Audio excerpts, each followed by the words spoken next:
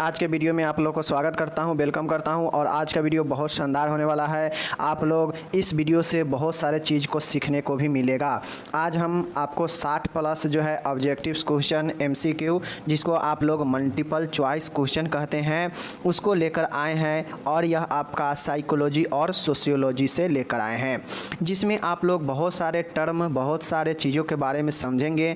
चूँकि ऑब्जेक्टिव आपको तभी क्लियर होगा जब आपका थियोरिकल पोर्शन पढ़े होंगे, समझे होंगे। ठीक है, तो चलिए आज की इस वीडियो में हम आपको बताते हैं कि साइकोलॉजी और सोशियोलॉजी से 60 से ज़्यादा एक ही वीडियो में हम MCQ करने वाले हैं। लेकिन अगर आप समझिएगा, ये वीडियो को पूरा देखिएगा, तो लगभग 100 क्वेश्चन जो है आप समझ जाएंगे इस वीडियो के माध्यम से। ओके, और जो आपके एग्ज़ाम में चाहे फिलअप आएगा, चाहे ट्रू फॉल्स आएगा, चाहे आपके MCQ आ जाएगा, कुछ भी ऑब्जेक्टिव्स पूछेंगे तो आपका जानकारी रहेगा, तो आप जो है जवाब दे पाएंगे। ठीक है, तो चाहे आप ANM के स्टूडेंट है या BSc नर्सिंग का है या फिर GNM फर्स्ट ईयर के है, ये जो बिहेवियर साइंस है, साइकोलॉजी और सोशियोलॉजी आपके सब में पढ़ना है। तो आप लोग यह ऑब्जेक्टिव है तो कहीं भी देख सकते हैं, कंपटीशन के है फिर भी आपके लिए ज़रूरी है, पूछता है एग्ज़ाम में। तो आप किसी भी नर्सिंग स्टूडेंट है आराम से देख सकते हैं, सबके लिए यूजफुल हो सकता है। ठीक है,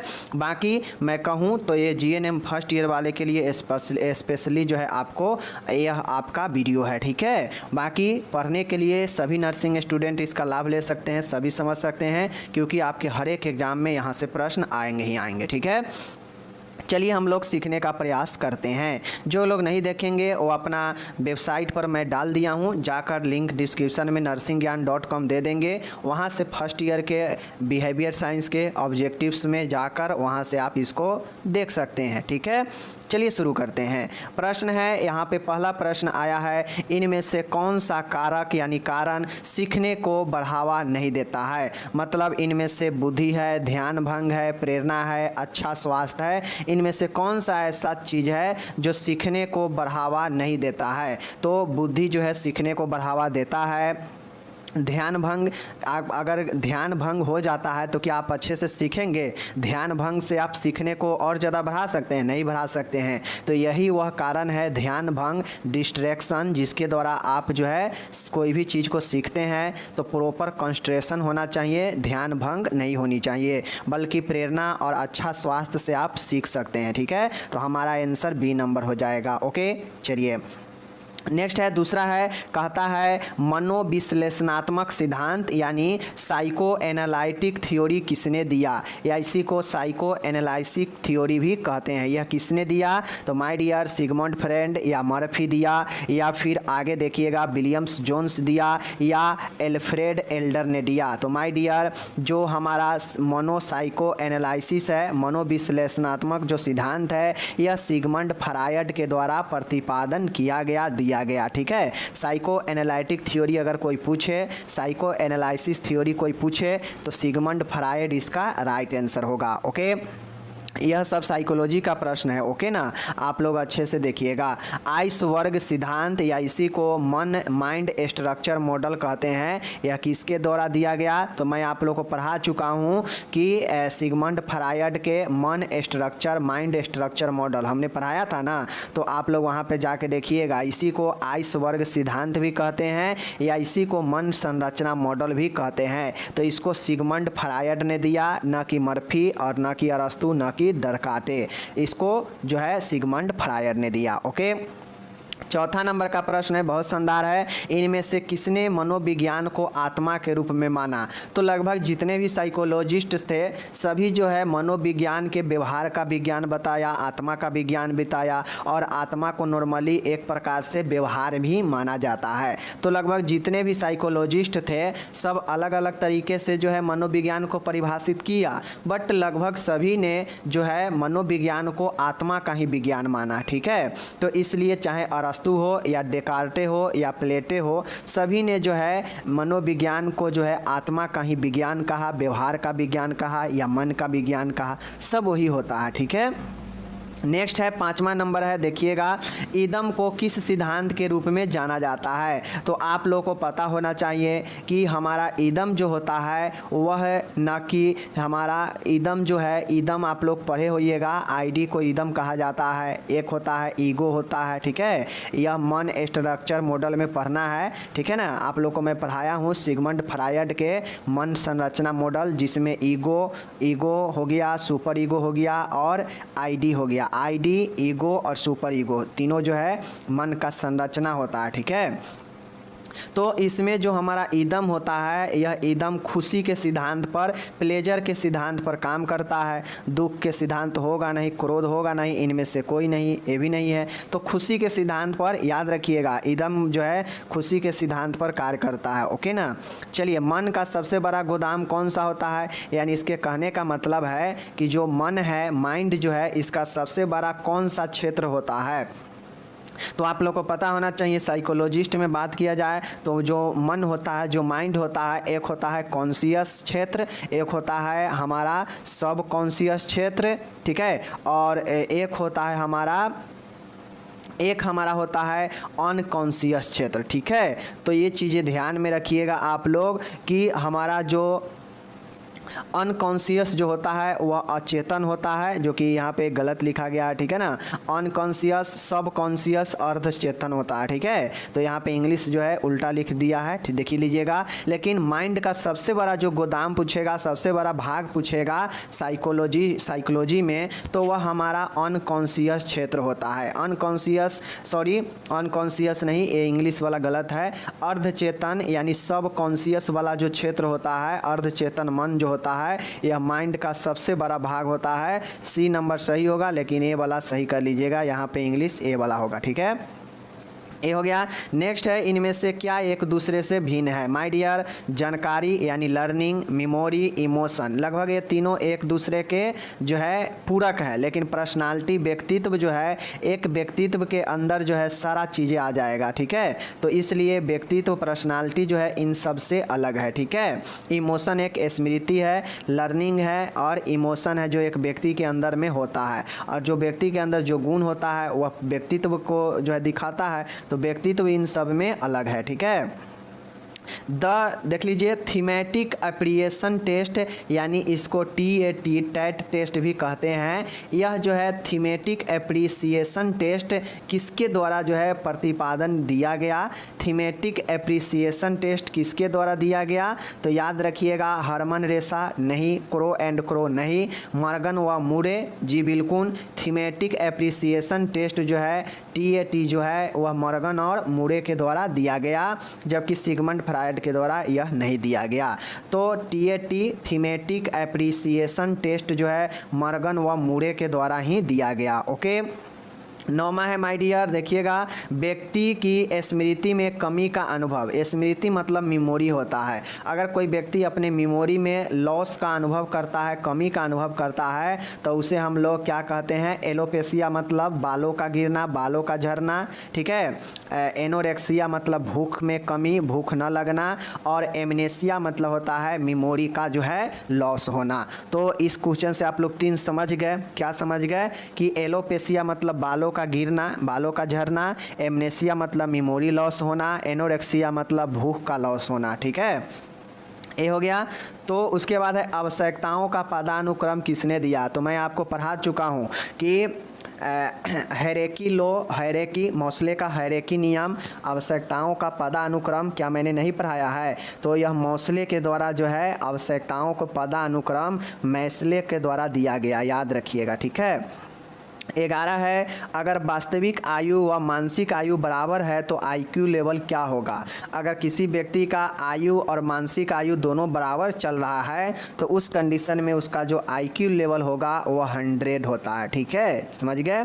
चलिए, 12 नंबर का है, इनमें से कौन सा कारण है जो व्यक्ति के अवबोधन को प्रभावित करता है। अवबोधन का मतलब होता है कि किसी भी चीज़ के बारे में ज्ञान की प्राप्ति होना, ठीक है। जैसे हम किसी चीज़ के देखते मात्र मात्र ही हम बता देते हैं कि हाँ ये फलाना चीज़ है, तो वह मेरा परसेप्शन अवबोधन होता है उस चीज़ के बारे में। ठीक है, अगर हम किसी भी चीज़ के बारे में जानकारी नहीं इकट्ठा कर पा रहे हैं, माइंड में हमें जो है ख्याल नहीं आ पा रहा है, मतलब हमें परसेप्शन में जो है कहीं ना कहीं अवबोधन में गड़बड़ी आ रहा है। ठीक है, जैसे कोई बूढ़ा व्यक्ति किसी व्यक्ति को पहचान नहीं पाता है तो उसका परसेप्शन जो है लॉस होने लगता है। ठीक है, तो यही होता है।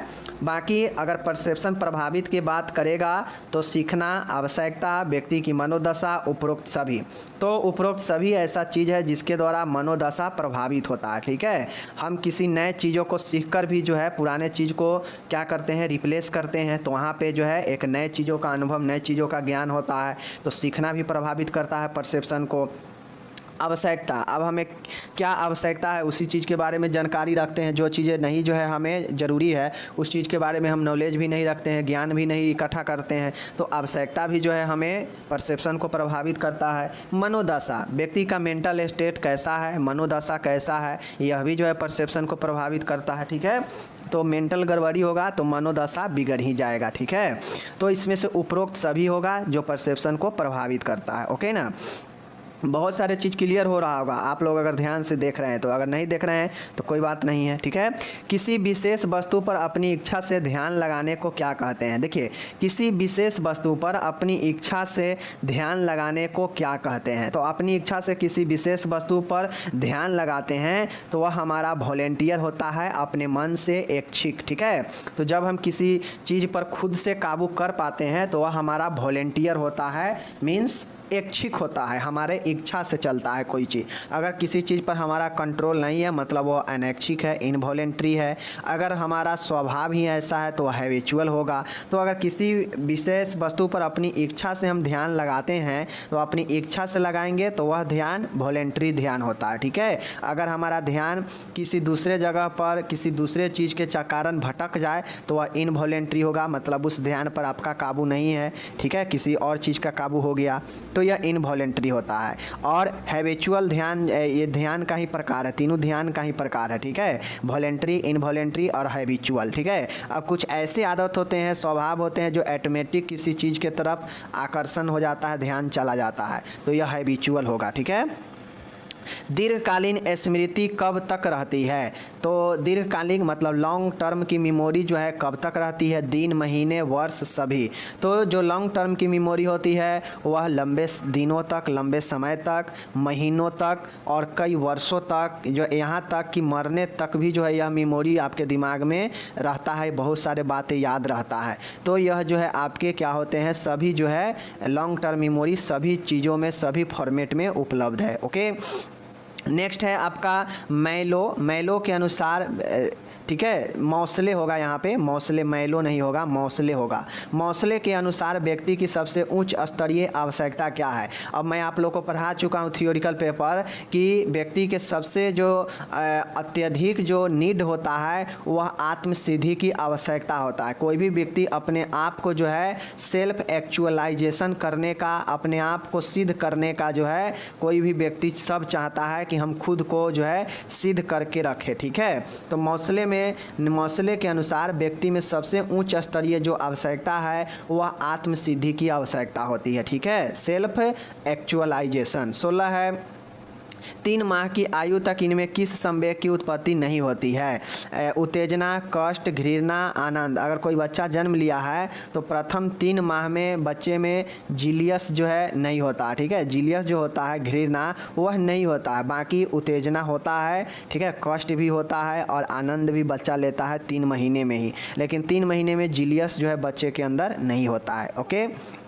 17 है, कौन सा तनाव व्यक्ति के लिए लाभदायक रहता है? निगेटिव तनाव, पॉजिटिव तनाव। ठीक है, निगेटिव, पॉजिटिव या दोनों या कोई नहीं। तो कोई भी तनाव होता है वह पॉजिटिव ही होगा तो व्यक्ति के लिए सही होगा, अगर निगेटिव होगा तो वह व्यक्ति के अंदर मानसिक प्रॉब्लम उत्पन्न करेगा। ठीक है, 18 नंबर का है मानसिक रूप से स्वस्थ व्यक्ति की क्या विशेषता है। तो एक मानसिक रूप से स्वस्थ व्यक्ति को मैंने आपको पढ़ा दिया है कि उसमें आत्ममूल्यांकन करने की क्षमता होती है, उसे प्रतिकूल परिस्थितियों में सामंजस्य बैठाने की क्षमता होती है, वह यौन संबंधी परिपक्वता होता है, सेक्सुअल मैच्योरिटी होता है और उपरोक्त सभी। तो इनमें से सभी होगा, इसके अलावा और सारे चीज़ें होता है जो कि मैं आपको पढ़ा दिया हूँ। ठीक है।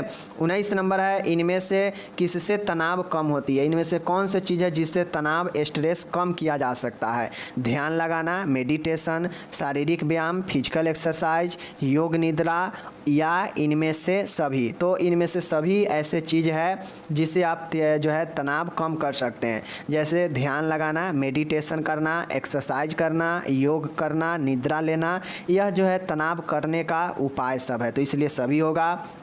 20 है इनमें से क्या मानसिक क्रियाओं का शरीर पर दुष्प्रभाव है। शारीरिक थकान, चिड़चिड़ापन, उच्च रक्तचाप। अगर ये सब चीज़ें अगर व्यक्ति के अंदर होता है तो उपरोक्त सभी होगा इसमें, जिसके कारण व्यक्ति के अंदर जो है क्या होगा, मानसिक क्रियाओं का शरीर पर दूसरा जो है दुष्प्रभाव पड़ता है।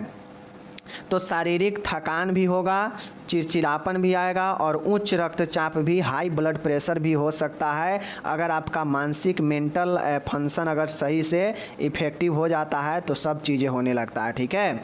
21 है समाजशास्त्र के जनक कौन थे। तो आपको पता है Auguste Comte, Max Weber, Sigmund Freud और नेक्स्ट है हमारा गिडिसन। तो आपको पता होना चाहिए समाजशास्त्र के जनक अगस्ट काम्टे को माना जाता है। ओके।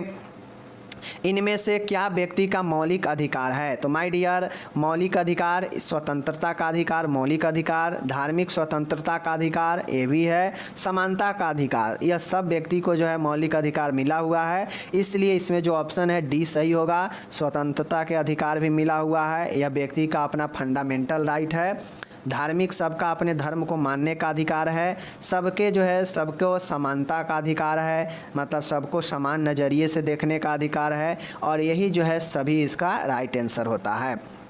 23 है माय डियर, निम्न में से क्या द्वितीयक समूह नहीं है। फर्स्ट होता है, एक होता है प्राइमरी ग्रुप और एक होता है सेकेंडरी समूह, दो ग्रुप होते हैं। तो इनमें से कहता है कौन द्वितीयक समूह नहीं है। तो समुदाय, समुदाय में बहुत सारे लोग होते हैं तो इसलिए यह क्या हो जाएगा, द्वितीयक समूह हो जाएगा। राष्ट्र, नेशन भी बात करता है संपूर्ण राष्ट्र का, तो यह भी जो है द्वितीयक समूह हो जाएगा। क्योंकि द्वितीयक समूह का अर्थ ही होता है कि एक लंबा समूह जिसमें 1 2 4 5 नहीं बल्कि बहुत सारे लोगों का समूह हो, जहाँ पे गिनना मुश्किल हो तो वहाँ पे द्वितीयक समूह होता है। ठीक है। लेकिन बात करेगा फैमिली का, तो किसी के फैमिली में क्या फैमिली मेंबर को हम नहीं गिनती कर सकते हैं, नहीं काउंट कर सकते हैं। चाहे 40 भी मेंबर हो आपके परिवार में, आराम से आप काउंट कर लेंगे कि मेरे परिवार में 40 मेंबर है, तो वह एक प्रकार के फैमिली जो है हमारा प्राइमरी समूह हो जाता है। इसीलिए इसे जो है द्वितीयक समूह नहीं कहा जाता है। तो यह आंसर हो जाएगा। ठीक है। बाकी ट्रेड यूनियन, अब आपको ट्रू फॉल्स कैसे पूछ देगा, तो कहेगा कि राष्ट्र जो है हमारा प्राथमिक समूह है, बताइए ट्रू है कि फॉल्स है। तो हम जानते हैं राष्ट्र एक बड़े समूह की बात हो जाएगा, बड़े जनसंख्या की, तो यह द्वितीयक समूह हो जाएगा, इसलिए यह प्राइमरी नहीं होगा। तो इसी प्रकार से आपको समझना पड़ता है। ठीक है ना। 24 नंबर का प्रश्न है, एक महिला एक समय में एक से अधिक पुरुषों से विवाह करती है तो वह क्या कहलाता है। ध्यान दीजिएगा, एक महिला एक समय में एक से अधिक, एक नहीं, एक से अधिक अगर पुरुषों से वह विवाह करती है तो वह क्या कहलाता है, बहुपति विवाह। मतलब एक महिला का अनेकों पति हो जाएगा, तो इसीलिए उसे बहुपति विवाह यानी बहुत पति, यह पॉलीएंड्री हो जाता है और यह जो है आपके होते हैं। ठीक है, बहुपति विवाह। 25 नंबर है, एक पुरुष एक स्त्री का विवाह कहलाता है मोनोगामी यानी एकल विवाह। अगर एक स्त्री एक पुरुष से या एक पुरुष एक स्त्री से शादी करता है तो वह एकल विवाह आता है और हिंदू समाज में यह सबसे ज़्यादा प्रचलित होता है, या सभ्य समाज में यही सबसे ज़्यादा प्रचलित होता है, जहाँ पे एक स्त्री को एक पुरुष से या एक पुरुष को एक स्त्री से ही शादी होता है और जीवन भर उसी के साथ रहता है। ओके। ये हो गया। 26 है, इनमें से क्या भारतीय नागरिक का मौलिक अधिकार नहीं है? तो माय डियर, सूचना का अधिकार, राइट टू इन्फॉर्मेशन, संपत्ति का अधिकार, यह नहीं है। आप लोगों को पता होना चाहिए, अगर आप संविधान के कुछ चीज़ें जानते हैं तो आपको पता होना चाहिए कि संपत्ति के अधिकार को हटा दिया गया। ठीक है, संपत्ति के अधिकार को इसको हटा दिया गया, तो इसीलिए संपत्ति का अधिकार जो है मौलिक अधिकार अब नहीं रह गया। ठीक है, बाकी इसमें मौलिक अधिकार, समानता का अधिकार, उपभोक्ता संरक्षण का अधिकार, सूचना का अधिकार, यह सब मौलिक अधिकार है, बल्कि संपत्ति का अधिकार नहीं है। ठीक है, 27 है माय डियर, इनमें से क्या ग्रामीण लोगों का मुख्य व्यवसाय है? तो व्यापार, नौकरी, कृषि। तो आप लोग को पता है गाँव के लोग ज़्यादातर कृषि पर ही निर्भर रहते हैं, तो यह सही हो जाएगा। ओके, नेक्स्ट है 28 नंबर। मैं एक बार फिर से बताना चाहता हूँ कि जिन लोगों को इसका पीडीएफ चाहिए तो मैं बता दूँ पीडीएफ के अच्छा होगा, क्योंकि सभी वीडियो का पढ़ाई का तो पीडीएफ आपको दे ही रहे हैं, तो आप कितना पढ़ रहे होंगे आप भी समझ रहे हैं और हम भी समझ रहे हैं। तो इसलिए ये ऑब्जेक्टिव का मैं पीडीएफ नहीं दूंगा, क्योंकि 30 से 32 पेज में यह पीडीएफ है, समझ सकते हैं, तो उतना आप न पढ़ पाइएगा, मोबाइल में रखे रखे रह जाएगा। तो इसलिए मैं इसको वेबसाइट पर डाल दूँगा, आप लिंक सब जानते हैं, नरसिंहज्ञान.com, वहाँ से जाके आप रिसेंट पोस्ट में पढ़िए या फिर फर्स्ट ईयर के बिहेवियर साइंस के ऑब्जेक्टिव्स वाले में जाकर पढ़िए, किसी भी तरीका से पढ़िए, लेकिन नर्सिंग ज्ञान पर यह मिल जाएगा प्रश्न। ठीक है, चलिए, समाज का सबसे छोटा समूह कौन है? परिवार है, आप लोग को पता होना चाहिए। ओके, नेक्स्ट प्रश्न है सामाजिक संबंधों का जाल, यह किसने कहा? यह क्वेश्चन बहुत पूछता है कि समाज एक डैश का जाल है, तो समाज एक सामाजिक संबंधों का जाल है, यह फिलअप में। ठीक है, या पूछ देगा कि समाज सामाजिक संबंधों का डैश है, यानी जाल है। ठीक है, यह किसने कहा?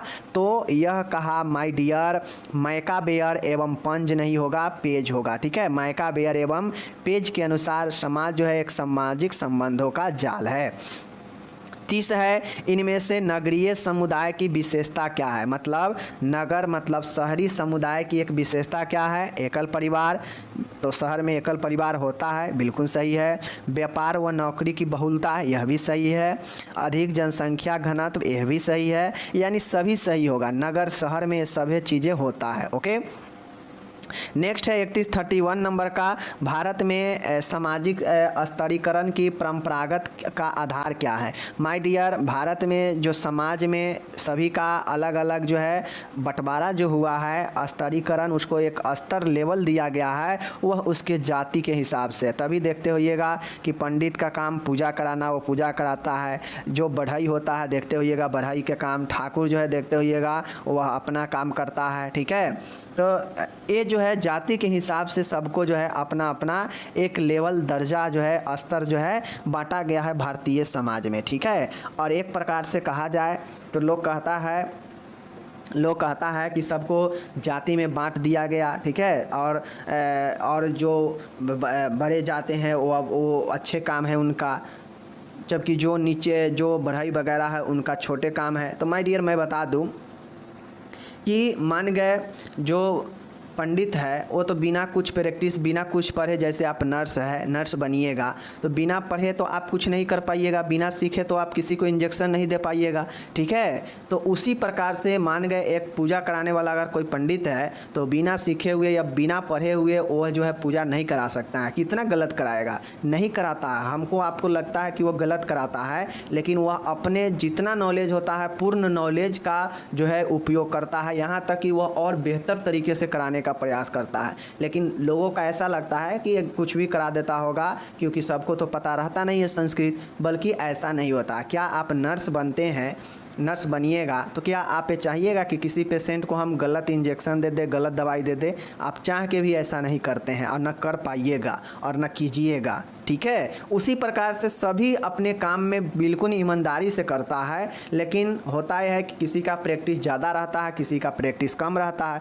अब जाहिर सी बात है जिसका प्रैक्टिस कम होगा तो थोड़ा उससे दिक्कत हो ही जाएगा, लोगों को लग जाता है कि यह जो है इसको उतना नहीं आ रहा है। ठीक है ना, तो ये चीज़ें होता है। तो हमारे जो भारतीय समाज में मैं ये बात कह रहा था कि लोगों को ये लगता है कि यह जाति में बांटकर लोगों को जो है गुमराह किया जा रहा है। आजकल नेता लोग देखते होइएगा जाति पर बड़ा वोट मांगता है, जाति पर बड़ा जो है बहस करता है, यहाँ तक कि अब धर्म पर बातें आ जाता है। तो इस मुद्दे पर आजकल यही राजनीतिक हमारे देश में चल रहा है, क्योंकि अगर जाति धर्म के नाम पर अगर नहीं राजनीति किया जाएगा तो फिर वोट कौन देगा और जीतेगा क्या, कौन जीतेगा। तो इसलिए अगर असलियत रोजगार हो, असलियत सुविधा हो, इस सब पर अगर बात करेगा तो सब लोग जो है चाहेगा नहीं, क्योंकि सब चाहता है कि हमारे जाति ऊपर जाए। तो हकीकत यही हमारे देश में या हमारे राज्य में। तो ये बहुत सब जाति नाम जो है उसके एक अंडर सीमा तक ही रहने दो तो बेहतर है। वह सभी जगह काम उसका जाति का सही नहीं होता है, ठीक है। बाकी मैं यही कहूँगा आपको माय डियर कि हमारे समाज में देखते होइएगा कि बहुत जो नहीं पढ़े होते हैं फिर भी वह जो है अपने जाति के पैसे में 2 रुपया आराम से कमा लेते हैं। अगर वह व्यक्ति नहीं पढ़ा लिखा है, बाहर जाएगा तो कहीं उसको बुरा ही उठाना पड़ेगा, कहीं उसको मेहनत का ही काम करना पड़ेगा, तब जाके उतना रुपया देगा। लेकिन अगर कोई एक बढ़ई है, वह बिल्कुल नहीं पढ़ा है लेकिन उसका गुण अपने जाति वाला गुण है, वह काम कर सकता है बढ़ई का, तो वह आराम से घर में बैठ के 400-500 रुपया प्रतिदिन कर सकता है, इनकम कमा सकता है, ठीक है। उसी प्रकार से ठाकुर जो होते हैं, ठीक है ना, नाई जिसको बोलते हैं, वह भी आराम से अगर उसको आर्ट आ गया है काम करने का, अपना पैसा का पता है कि कैसे कैसे करना है, तो आराम से जो है 400-200 रुपये कहीं भी दुकान लगा के कमा सकता है। तो यह एक प्रकार से सही भी है लेकिन एक प्रकार से गलत भी है, क्योंकि लोग इसका गलत फ़ायदा भी उठाते हैं। कुछ लोग जाति के नाम पर किसी को प्रताड़ित कर देते हैं, किसी को जाति के नाम पर गाली बोल देते हैं, किसी को जाति के नाम पर भेदभाव कर लेते हैं। तो ये सब नहीं होना चाहिए। एक जाति को एक अलग जगह तक ही रहने दीजिए तो सही है, सभी जगह लाते हैं तो ये गलत चीज़ें हैं। तो हमारे भारत में ये जो है सामाजिक अस्थिकरण का एक जो परंपरा बना, एक विभाजन का, वह जाति जो है सबसे ऊपर रहा, ठीक है। इसी के आधार पर समाज का स्तरीकरण किया गया। 32 है प्राथमिक समूह का उदाहरण है परिवार, पड़ोस, यह दोनों जो है हमारा प्राथमिक समूह है। बाकी राजनीतिक दल एक बहुत बड़े समूह हो जाता है, तो इसलिए यह द्वितीयक समूह होगा, ठीक है। चलिए तीसरा है जब एक स्त्री, जब देख लीजिए, जब एक ही स्त्री के 2 या अधिक पति हो और वे अपने भाई हो तो इसे कहेंगे, क्या कहेंगे, देखिए एक ही स्त्री के 2 पति हो और दोनों पति आपस में भाई हो तो उसे हम लोग क्या कहेंगे, भ्राता संबंधी बहुपति विवाह, ठीक है। भ्राता संबंधी बहुपति विवाह मतलब एक स्त्री के 1 से ज़्यादा पति है मतलब बहुपति हो गया, ठीक है। और आपस में दोनों में भाई का संबंध है तो भ्राता हो जाएगा, भ्राता संबंधी बहुपति विवाह, ठीक है। ये हो जाएगा इसका आंसर, ठीक है। इनमें 34 नंबर है, इनमें से क्या परिवार का सबसे छोटा रूप है। आप लोगों को पता है कि एकल परिवार या प्राथमिक समूह जो है सबसे छोटा होता है परिवार में, ठीक है। ग्रामीण समुदाय में महिलाओं के निम्नतर स्थिति का क्या कारण है। तो माय डियर, अभी भी गांव के इलाके में महिलाओं को निम्न स्तर होने का, निम्न स्थिति होने का कारण क्या है। तो निम्न शिक्षा स्तर, ये भी बातें सही है कि आज भी गाँव के महिलाओं में शिक्षा की कमी है, जिससे उसका स्थिति अब भी कमज़ोर है। उसका आर्थिक दृष्टि से पुरुषों पर निर्भरता, गांव के महिला जो होती है वह पुरुषों पर ज़्यादा निर्भर रहती है, यही कारण है कि उसका जो है स्थिति जो है दयनीय है गांव में। बाल विवाह, गांव में बाल विवाह ज़्यादा प्रचलित है, 18-19 साल 20 साल में शादी कर देना, 16 साल में भी कर देना। तो ये सब कारण है जिसके कारण महिलाओं में अभी भी निम्न दशा बना हुआ है गांव में। व्यक्ति पर वातावरण का प्रभाव किस अवस्था में पड़ता है। माय डियर, कोई व्यक्ति है उस पर वातावरण का प्रभाव कब पड़ता है, तो बाल अवस्था में, प्रौढ़ावस्था में, वृद्धावस्था में या उपरोक्त सभी में। तो माय डियर, एक व्यक्ति है, चाहे वो बूढ़ा हो, चाहे बच्चा हो, चाहे वो वयस्क हो, वातावरण का प्रभाव तो उसको सभी आयु में पड़ेगा, तो इसलिए सभी हो जाएगा। 27 है, इनमें से क्या ग्रामीण जीवन की विशेषता है। तो ग्रामीण जीवन की जो है विशेषता ये होता है कि यहाँ पे सरल एवं सादा जीवन होता है। ये बातें बिल्कुल 100% सत्य है। अधिक जनसंख्या, जो कि शहर से यहाँ पे कम जनसंख्या होता है, तो ये गलत हो जाएगा। विशालतापूर्ण जीवन, बिल्कुल गलत, यहाँ पे सरल जीवन होता है। द्वितीयक संबंधों की प्रधानता, गलत है, यहाँ पे द्वितीयक संबंध कभी नहीं होता है, ठीक है।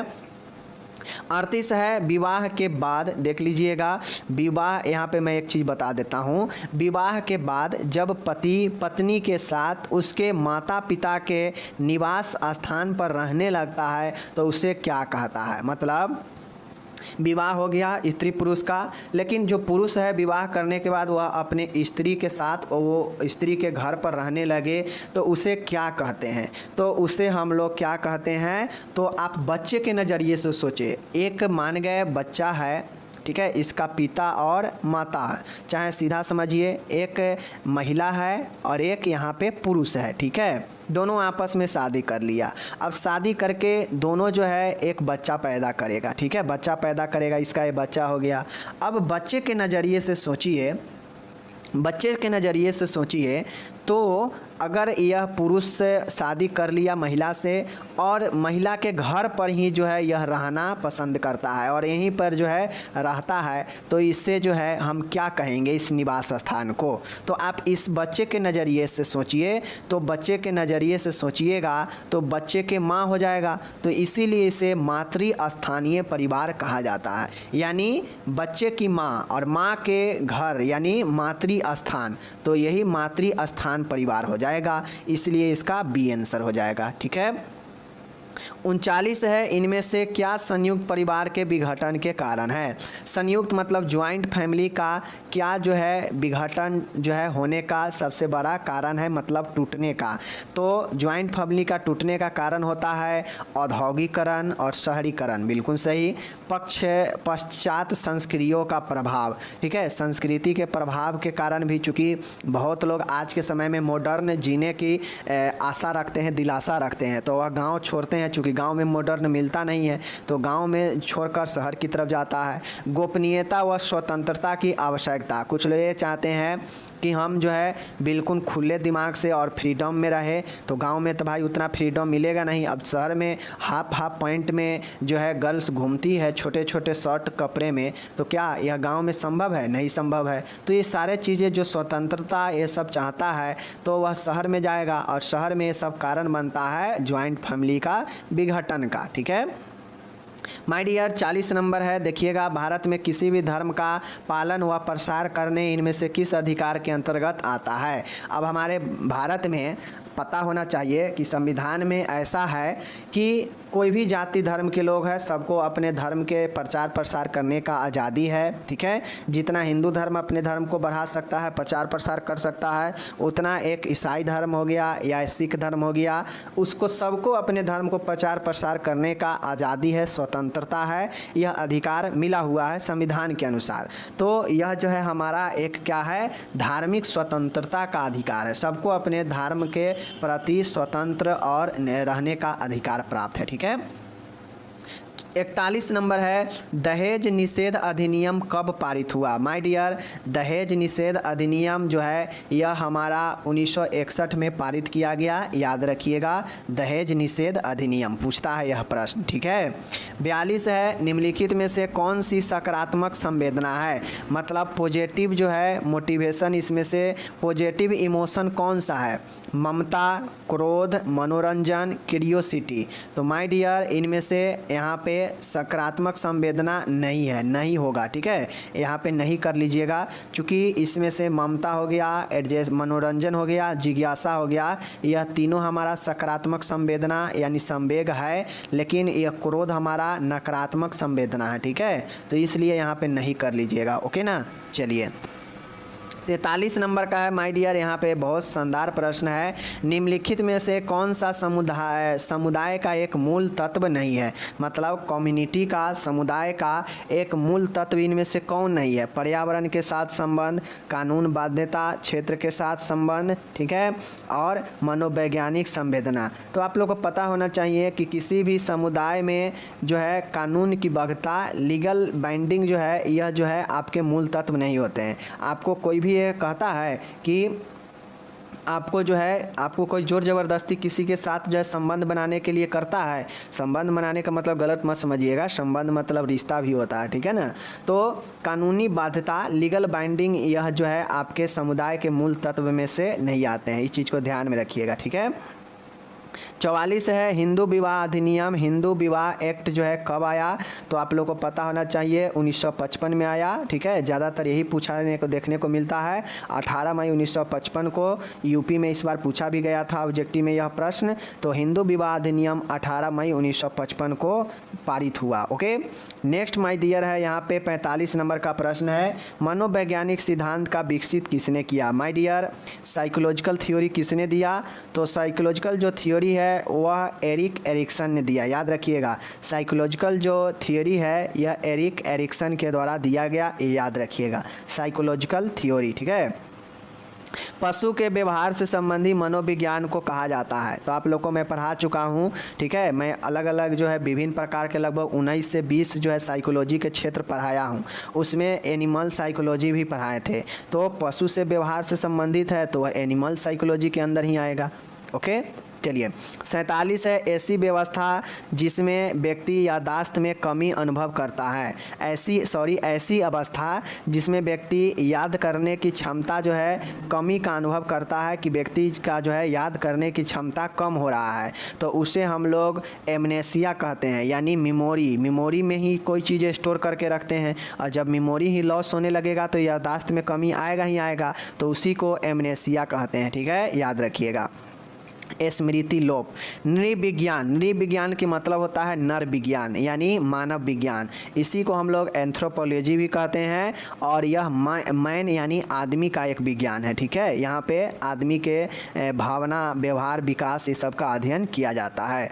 बुद्धि की गणना करने का पद्धति का आविष्कार किसने किया, या यूँ कहा जाए तो बुद्धि परीक्षण के गणना करने वाले जो स्केल था उसका आविष्कार किसने किया, तो आप लोगों को मैं बता दूं, न मास्ले किया, न गिलिन किया, न ओबर्न किया कौन, स्टैनफोर्ड बिनेट ने किया। ठीक है, स्टैनफोर्ड बिनेट ने किया बुद्धि के गणना करने वाले इक्विपमेंट कहिए या पद्धति का आविष्कार। ठीक है, 50 नंबर है किसी कार्य के निष्पादन में प्रवीणता का मतलब होता है कि कोई कार्य हम कर रहे हैं और उसके अच्छे से कुशल पूर्वक अगर उसका प्रवीणता हो जाता है तो उससे हम के अंदर नए स्किल जागृत होता है। जब कोई कार्य को हम अच्छे से जो है निष्पादित कर देते हैं तो उसमें नए कौशल भी सीखते हैं। ठीक है, 51 नंबर है, देखिएगा, सामाजिक व्यवस्था जिसमें लोगों का विभाजन उनके स्तर के अनुसार होता है। आप लोग को अभी ऊपर बताए हैं कि सामाजिक व्यवस्था जिसमें लोगों का विभाजन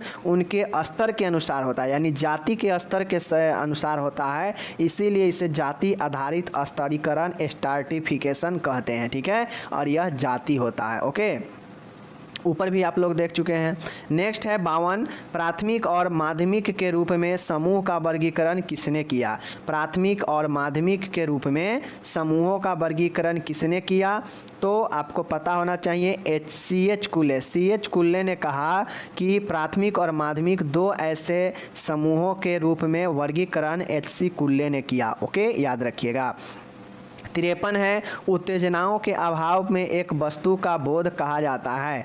माय डियर, अभाव कहिए या अनुपस्थित कहिए, जब हम कोई चीज़ जो है देखते हैं लेकिन रियलिटी में वहाँ पे वो चीज़ें होता ही नहीं है तो उसे हम लोग भ्रम ही कहते हैं। ठीक है, तो भ्रम में, एलूजन में अभाव होता है, उत्तेजना का, स्टिमुलेट का अभाव होता है, यानी वहाँ पे मौजूद नहीं होता है, और व्यक्ति का जो है कोई गलत परसेप्शन होता है तो वही जो है भ्रम होता है। ठीक है, व्यक्ति के अंदर गलत चीज़ों के प्रति ही भ्रम होता है। ठीक है, 54 है, निम्न में से कौन सा प्राथमिक समूह जो है नहीं है। श्रमिक संघ, यह भी नहीं है, क्योंकि श्रमिक संघ का मतलब ही हो गया कि बहुत सारे व्यक्तियों का समूह। ठीक है, बच्चों का समूह, पड़ोसी जो है हमारा, यह क्या हो जाएगा, यह हमारा प्राथमिक समूह जो है।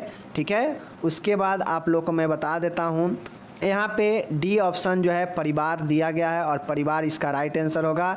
निम्न में से कौन प्राथमिक समूह नहीं है, तो माय डियर, फैमिली एक प्राथमिक समूह है, ये आपका गलत आंसर दिया गया है। ऑप्शन नंबर डी फैमिली होगा, ये हम मान सकते हैं। ठीक है, तो इसका राइट आंसर होगा श्रमिक संघ। ठीक है, श्रमिक संघ, चूँकि श्रमिक संघ का मतलब होता है कि बहुत सारे लेबर यानी श्रमिकों का एक यूनिट, एक संघ जिसमें बहुत सारे लेबर जो है समूह जो है होते हैं। तो ये जो है हमारा प्राथमिक समूह नहीं होगा। बाकी कुछ बच्चों का समूह जो है आपके प्राथमिक समूह हो सकता है। परिवार यानी जो आपके आसपास के पड़ोसी है उसको जो है हम प्राथमिक समूह कह सकते हैं। परिवार भी हमारा प्राथमिक समूह होता है। लेकिन यहाँ पे आंसर क्या होगा, ऊपर वाला ए आंसर होगा। ट्रेड जो है यहाँ पे देख लीजिए कौन सा यूनियन है, ट्रेड यूनियन, श्रमिक संघ। ठीक है, 55 है, बहुत शानदार प्रश्न है। ह्यूमनिस्टिक थ्योरी और नीड पिरामिड देश द्वारा लिया गया था।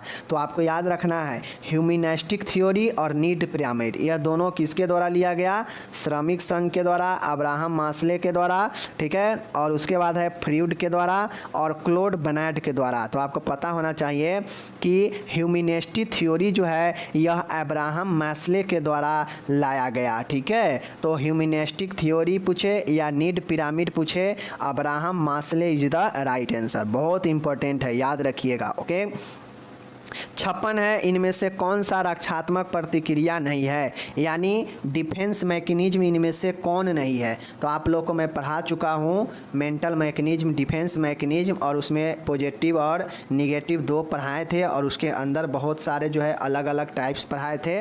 तो आपको पता होना चाहिए कि रिप्रेशन में पढ़ाए थे, सप्रेशन पढ़ाए थे, डेनियल पढ़ाए थे। यह तीनों में आपको पॉजिटिव हो या निगेटिव, लेकिन है तो रक्षात्मक प्रतिक्रिया, लेकिन यहाँ पे कहता है कि इनमें से कौन नहीं है। तो ये तीनों तो है ही, बाकी एगो जो बच गया नीचे यानी मोटिवेशन। आप लोग को मैं पढ़ाया था तो कहीं भी मोटिवेशन आया था, डिफेंस मैकेनिज्म में नहीं आया था, तो इसलिए यह सही हो जाएगा। यह होता ही नहीं है रक्षात्मक जो है मनोरचनाएं।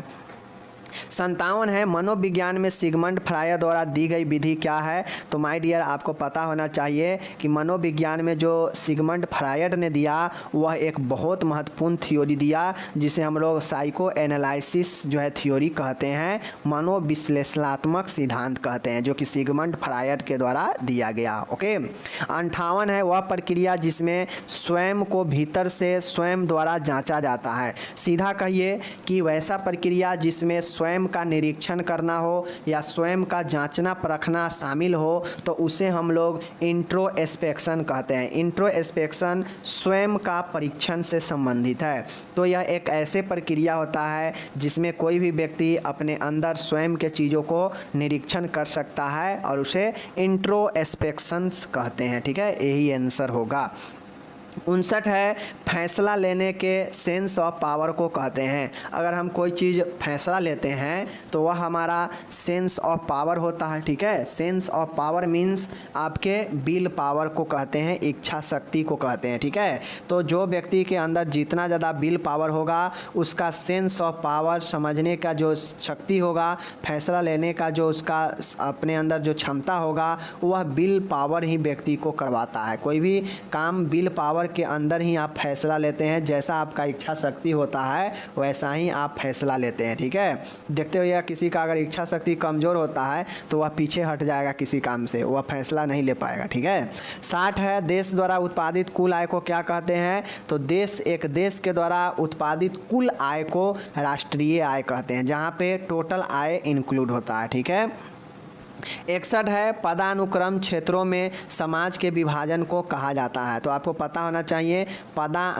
देख लीजिए, पदानुक्रमित क्षेत्रों में समाज के जो विभाजन होता है उसे हम लोग स्ट्राटिफिकेशन, स्तरीकरण कहते हैं। और भारतीय समाज में यह जाति के आधारित जो है स्तरीकरण हुआ है। ठीक है, तो यही हमारा आज का 61 प्रश्न हो गया। मैंने टोटल 60 प्लस प्रश्न आपको मैं बताया, टोटल 61 प्रश्न मैंने किया, 60 से प्लस यहाँ पे हो चुका है। आप इस प्रश्न को चाहें तो आप nursingyan.com पर जाकर खुद से जो है पढ़ सकते हैं।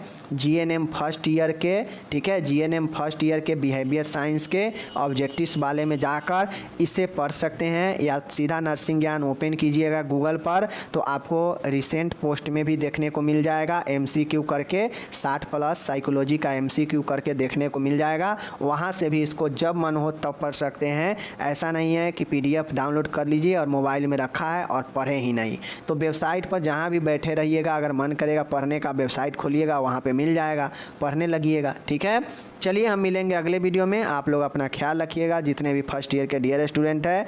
धन्यवाद।